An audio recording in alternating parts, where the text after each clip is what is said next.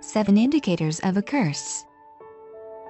Through personal observation and experience, I have compiled the following list of 7 problem areas indicating that a curse is at work.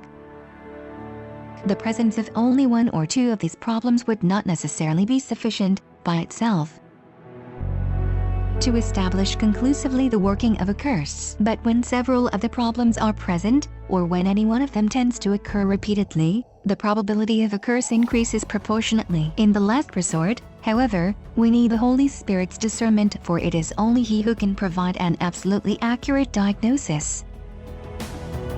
Mental and/or emotional breakdown. If a breakdown happens just once in a life, there could be other causes. However, if it is a thing that recurs frequently in a family, you can be sure that the family is under a curse. Confusion and depression are often associated, and these almost invariably have their roots in some form of occult involvement and/or demonic activity. Repeated or chronic illness. This does not necessarily indicate that every form of sickness is a direct result of a curse. It is particularly significant when there is no clear medical diagnosis if certain types of sickness are hereditary. In other words, passed down from generation to generation. This is also a common sign of the effect of a curse. Barrenness. A tendency to miscarry or related female problems. Quite often, problems connected with the reproductive process can affect all the females in a family. If women come for prayer for such problems, I instruct them on the nature and causes of curses and then pray with them for release. I have seen many dramatically changed. Breakdown of marriage and family alienation. Malachi 4:5-6 paints a grim picture of conditions in the world just before this age closes. The prophet shows an evil force at work,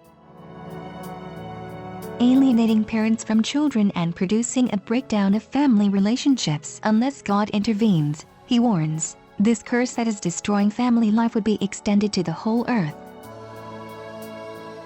Continuing financial insufficiency. Deuteronomy 28:47-48 presents a graphic picture of the outworking of a curse.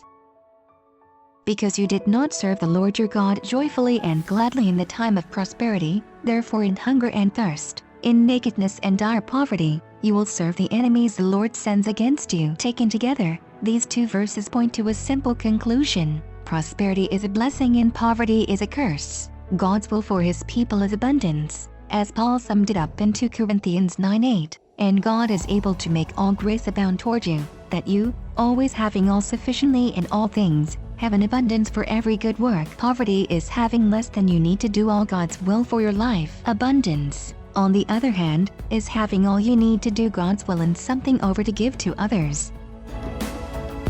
Being accident prone. Some people have an unusual number of strange accidents. It almost seems that there is an unseen, malicious force working against such people. It is a condition that can be identified by statistical analysis. Some insurance companies raise the premiums of people considered unusually high risks.